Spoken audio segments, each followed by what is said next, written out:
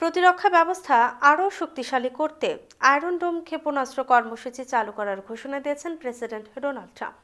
দক্ষিণ ফ্লোরিডার ডোরাল গলফ ক্লাবের রিপাবলিকান আইন প্রণেতাদের উদ্দেশ্যে দেয়া এক বক্তব্যে এই কর্মসূচি শুরুর কথা বলেন ট্রাম্প।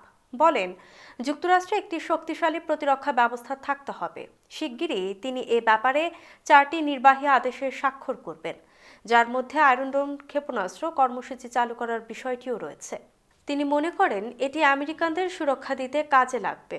ইসরায়েলের সবচেয়ে বড় প্রতিরক্ষা সুরক্ষার নাম আয়রন ডোম। একসময় যুক্তরাষ্ট্রের কারিগরি ও প্রযুক্তিগত সহায়তা নিয়েই ইসরায়েল এই অত্যাধুনিক ক্ষেপণাস্ত্র ব্যবস্থা গড়ে তুলেছিল।